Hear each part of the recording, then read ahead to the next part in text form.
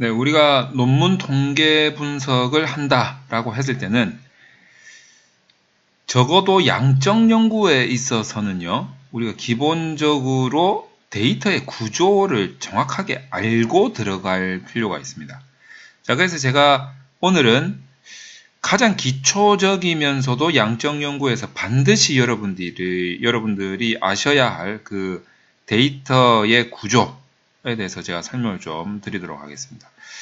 자, 여기 보시면은 아시겠지만 이렇게 엑셀을 가장 기본적으로 우리가 이해를 해야만 데이터의 구조를 여러분들이 잘 알 수가 있어요. 그래서 여러분들이 엑셀을 한번 프로그램을 열어보시면 이렇게 어떻게 되어 있습니까? 지금 이것이 셀 구조라는 것이죠.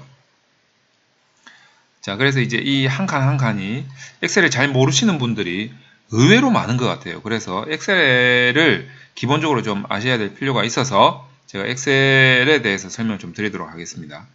엑셀은 일단 셀 구조로 되어 있다라는 점. 자, 이게 하나하나가 다 셀입니다. 셀. 이 하나하나가 다 셀이다. 그래서 용어도 좀 알아 놓으시는 게 좋고. 자, 그 다음에 이제 밑에 보시면 시트가 있어요. 이게 1번 시트, 2번 시트, 3번 시트. 이런 식으로. 자, 그래서 이제 시트와 셀의 구조로 되어 있다라는 점을 좀 아시면 좋겠고. 그리고, 여기에는 뭐 이렇게 글자를 쓸 수도 있습니다. 여기 이제 뭐 글자를 쓸 수 있는 코너가 있죠. 그리고 어떤 이미지 같은 것들이나 표를 집어넣을 수 있는, 그리고 그래프를 그릴 수 있는 기능도 있다. 이것도 많이 쓰입니다. 요런 그래프 그리는 기능 같은 경우에는 예를 들어서 뭐 상호작용 효과에서 그래프를 그린다고 한다거나 아니면 빈도 분석 같은 경우에 그래프를 여기서 많이 그리죠. 그렇기 때문에 여러분들이 요런 엑셀의 그래프 그리는 기능 이런 것도 많이 알아 놓으시면 좋다라는 점 알아두시면 좋을 것 같습니다. 그리고 뭐 페이지 레이아웃 이런 건 잘 안 쓰이는데 그냥 넘어가기로 하고 수식 이런 것들 뭐 잘 안 씁니다. 뭐 잘 안 쓰니까 넘어가기로 하고요. 데이터 같은 경우에 많이 쓰이죠. 데이터에서 저는 어떤 거를 가장 많이 쓰느냐? 우선 이제 여러분들이 논문 통계 분석하기 위해서 데이터 수집을 했다라고 했을 때 그 데이터 수집을 한 것을 가지고 제가 제일 많이 쓰는 기능은 요 정렬 기능입니다. 정렬 기능. 그 텍스트 나누기 기능. 요 두 가지가 가장 많이 쓰이는 것 같아요. 그래서 이것도 제가 뭐 나중에 기회가 되면 하나씩 어쩔 때 가장 많이 쓰이는지 이런 부분에 대해서 설명을 좀 드리도록 하겠습니다. 이거 정말 기가 막힙니다. 정렬하고 텍스트 나누기. 이 정렬 같은 경우에는 이제 SPSS 뭐 이런 프로그램에도 있어요. 있는데 물론 이제 뭐 R 같은 프로그램도 있고 뭐 다 있는데 엑셀에서 주로 많이 쓰이는 거죠. 참고적으로 여러분들이 좀 알고 들어가셔야 될 게 어떤 거냐면 제가 설명을 좀 드릴게요. 양적 연구를 함에 있어서 우리가 이제 데이터 분석을 한단 말이에요.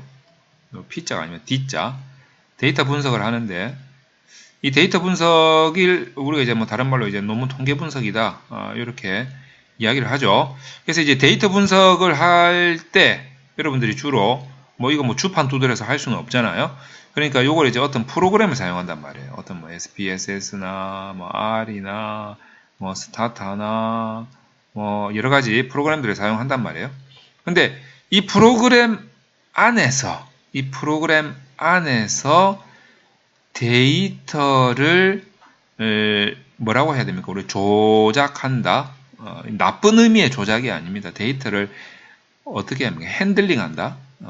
이런 것들. 핸들링 중에서도 가장 기초적인 데이터 핸들링을 한다. 라고 했을 때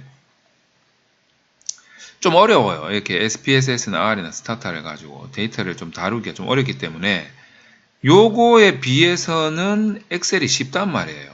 데이터를 핸들링하기가 엑셀이 훨씬 쉽단 말이에요. 그러니까 엑셀에서 기본적인 아주 기초적인 데이터 핸들링을 해놓고 이쪽으로 넘어가서 여기에서 이제 어떤 데이터 검사 이런 부분을 시행하게 되는 거죠. 그래서 이런 엑셀에서 가장 기초적인 핸들링을 할 때 그때 요 정렬이라든지 텍스트 나누기 이런 것들이 굉장히 도움이 된다. 이런 부분이 여러분들이 좀 아셔야 될 겁니다. 자, 그래서 우선 이제 기본적으로 엑셀에서 여러분들이 가장 많이 사용하게 되는 기능 중에 대표적인 게 어떤 거냐면 코딩이에요. 코딩. 그래서 이제 코딩에 대해서 제가 뭐 누누이 설명은 드렸지만 코딩에 대해서 좀 설명을 드리도록 하겠습니다. 자, 코딩에 대해서 설명을 한번 드릴게요. 근데 이제 이 데이터에서 정렬하고 텍스트 나누기는 이제 어쩔 때 많이 사용하냐면 예를 들면 이제 SPSS나 R에서 분석을 하고 나서 분석 결과가 넘어오잖아요. 분석 결과가 넘어왔을 때 그 결과를 가지고 정렬을 하거나 텍스트 나누기를 하거나 그렇게 많이 실시를 하고 있다라는 거죠. 그래서 이제 기본적으로 엑셀을 가지고 할 때 가장 많이 사용하는 것은 기초적인 코딩입니다. 코딩. 그래서 코딩에 대한 부분은 제가 설명을 한번 드린 적이 있어요. 그래서 여기서 엑셀에서 가장 중요한 부분은 이쪽으로 갈수록 자, A, B, C, D, E, F, G 모든 프로그램이 다 마찬가지입니다. 모든 프로그램이 데이터의 구조는 이렇게 이걸 뭐라고 하죠? 지금 제가 이렇게 찍고 있는 거 이거를 열이라고 하죠. 열이라고 합니다. 그리고 지금 제가 찍는 이걸 뭐라고 하냐? 이걸 행이라고 하죠. 자, 다시 말해서 모든 데이터의 구조는 행렬로 되어 있어요. 행렬. 자, 그래서 지금 이쪽으로 이렇게 가는 게 행이고 그럼 이렇게 세로로 된 게 열이란 말이에요. 자, 그래서 여러분들이 이 행렬에 대한 의미를 정확하게 이거 헷갈리면 안 됩니다. 자, 다시 한 번 더 A열, B열, C열, D열, E열, F열 요렇게 가는 게 열이라는 것이고 자, 1번, 2번, 3번, 4번 이게 행이라는 뜻이죠. 자, 그러면 행과 열의 가장 기본적인 구분은 무엇일까? 자, 이렇게 가는 행은 응답자라고 보시면 됩니다.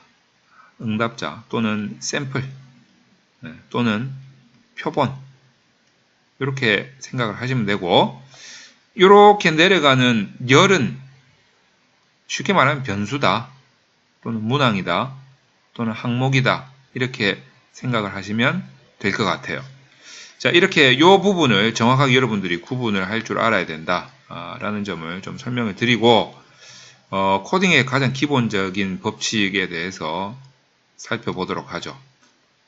자, 다시 말해서 요게 변수란 말이죠. 그리고 이게 응답자입니다.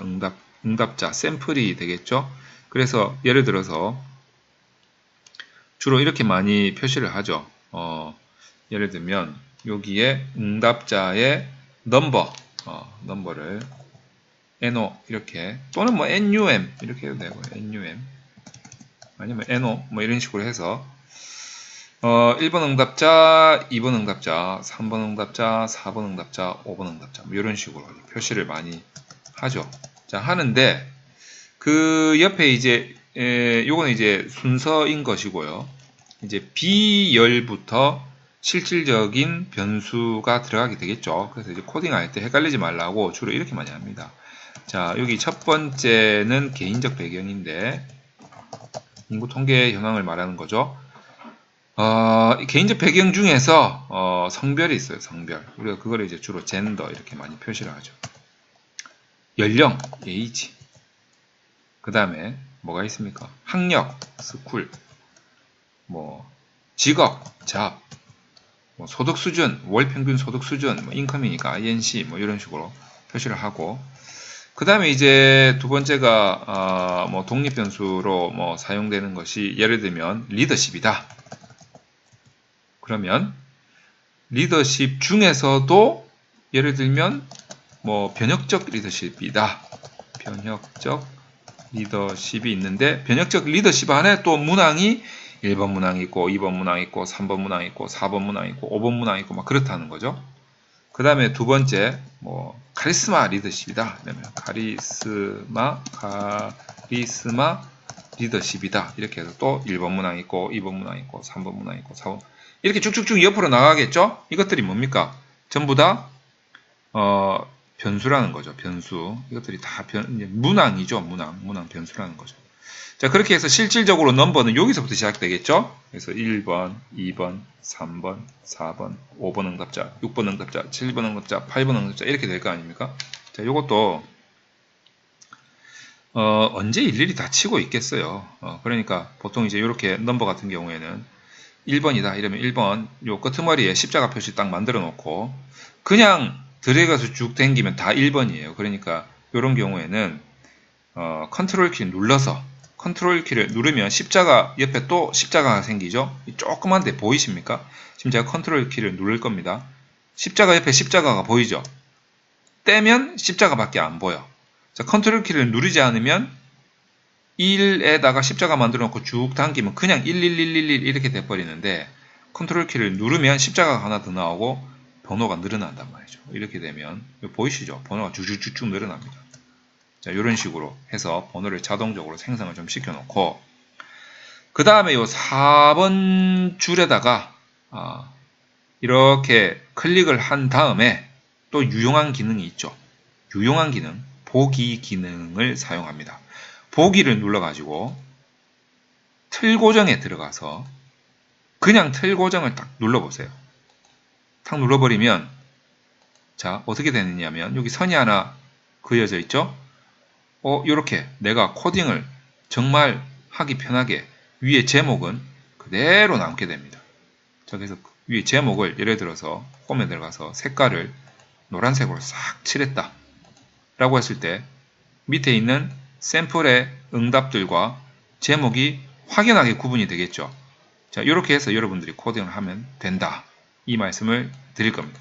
자, 엑셀을 많이 사용하면 좋아요. 그래서 이제 이런 식으로 색깔을 다 채워 놓으면 또 헷갈리잖아. 칸이. 그러니까 이제 넘버 같은 경우에 여기 홈에 들어가서 테두리를 오른쪽 테두리를 이렇게 주는 거죠. 자, 그럼 이제 좀 구분이 더 확연해졌죠. 개인적 배경에도 오른쪽 테두리를 둡니다. 그러면 보다 더 구분이 쉽게 되는 거죠. 변혁적 리더십에도 테두리를 두는 거죠. 구분이 너무 잘 되고 있습니다. 여기에도 테두리를 주고 구분이 너무 잘 되겠죠. 자, 이런 식으로 해서 옆에다가 계속 무슨 뭐 독립변수 두 번째 거, 뭐 매개변수, 조절변수, 종소변수 끝까지 이제 옆으로 쭉쭉쭉쭉쭉 밀어내면 되는 거죠. 그리고 나서 이제 코딩을 하는데 예를 들어서 1번 응답자입니다. 지금 1번 응답자. 1번 응답자의 젠더는 성별이죠. 근데 1번이 남자고 2번이 여자다 라고 여러분들이 속성을 정하셨다면 이 사람이 만약에 남자다 그러면 1 이렇게 코딩을 하셔야 된다는 거죠. 1. 연령대가 만약에 20대가 2번이다 이러면 2 이렇게. 대학생이 3번이다 이러면 3. 학생이 3번이다 이러면 3. 그 가족의 월 평균 소득이 뭐 300에서 400만 원이다 이러면 3. 뭐 이런 식으로 그렇게 속성을 정하셨다면 그 다음에 이제 변혁적 리더십이 첫 번째가 뭐 2, 뭐 3, 5, 1 이런 식으로 옆으로 쭉쭉쭉쭉쭉쭉쭉 뭐 이렇게 나가라는 소리죠. 이렇게 코딩을 한다라는 것은 지금 여기서부터 여기까지 데이터를 만들어낸다는 겁니다. 데이터 구조를 여러분들이 이제 잘 파악을 하셔야 이 데이터를 만들어낼 수가 있거든요. 그래서 이런 식의 데이터 구조다. 이해를 하셔야 돼요. 자, 그러면 데이터는 여기서부터 여기까지겠죠. 여기까지가 이제 데이터 구조가 되겠죠. 데이터가 되고, 요것도 이제 뭐 데이터라고 볼 수 있어요. 넘버도 데이터라고 볼 수 있으니까 이렇게 해놓고. 그러면 변수 이름은 얘네들이 변수 이름인데 변수 이름이 이렇게 3개가 들어갈 수는 없으니까 실질적으로 이렇게 3번에다가 변수 이름을 나중에 SPSS나 R이나 이런 데서 변수 이름을 좀 설정을 해 주셔야 되는데 만약에 R을 사용하실 것 같으면 요걸 한 줄로 만드는 게 좋아요. 이거 없애버리고 한 줄로 만드는 게 좋다. 만약에 R을 사용하실 거라면 변수 이름을 무조건 한 줄로 사용하는 게 좋다. 라는 점을 여러분들이 좀 주의하셔야 됩니다. SPSS 같은 경우에는 뭐 일단 엑셀에다가 이렇게 만들어 놓고 나중에 이제 SPSS에서 변수 이름 하나를 다 적어 줄 겁니다. 뭐 결론적으로는 변수 이름은 한 줄로 되는 게 가장 좋아요. 근데 이제 엑셀에서만 내가 볼 거다라고 하면 내가 보기 편한 대로 하면 되는 거죠. 근데 이제 R 같은 경우에는 엑셀에서 바로 불러들이기를 할 거기 때문에 이렇게 필요 없는 두 줄이 있어서는 안 되겠다는 거죠. 그래서 이런 것들 없애버리고 변수 이름을 정하셔야 됩니다. 그러면 어떻게 정할까요? 예를 들어서 내가 뭐 R을 사용하든 안 하든 간에 변수 이름을 한 줄로 정하겠다. 그러면 여기 NO라고 적고 얘는 바로 GN이죠. 그리고 AG, 그 다음에 school, 그 다음에 job, INC, 그 다음에 여기에서는 제가 설명드린 대로 독립 변수면 X, 근데 첫 번째 요인이다 A, 그리고 1 이렇게 적으시라는 거예요. 그리고 얘를 옆으로 쭉 잡아 끌면 그냥 끌기만 하면 번호가 자동적으로 붙게 됩니다. 얘는 X, B1이 되겠죠. 자, 요거 변수 이름 정하는 법칙에 대해서는 제가 동영상 강좌에서 설명을 드렸어요. 유튜브에 올려드렸으니까 이 변수 이름 정하는 법칙을 여러분들이 좀 이해를 하셔서 이렇게 변수 이름을 다 설정을 해 놓으면 나중에 분석할 때 굉장히 편리하게 써먹을 수가 있습니다. 그래서 가급적이면 이렇게 한 줄로 변수 이름을 적는 게 더 좋다. 이 말씀을 드리고 싶어요. 자, 그래서 이 상태 그대로 만들어 놓으면 저장을 딱 해 놓으면 이거를 만약에 CSV 파일로 저장을 해놨다 이러면 R에서 바로 불러들이기를 할 수 있어요. 자, 그래서 이제 편리한 부분이 있죠. 근데 이제 만약에 얘를 SPSS에서 쓰겠다. 뭐 바로 불러드릴 수도 있어요. 이 엑셀 파일을 바로 불러드릴 수도 있고 데이터를 이렇게 해서 복사를 해서 SPSS에 갖다 붙인 다음에 그 다음에 변수 이름을 하나씩 적어주면 되겠죠. 자, 그런 식으로 여러분들이 이 데이터 분석에 대한 준비를 하시면 됩니다. 가장 기본이 뭐다?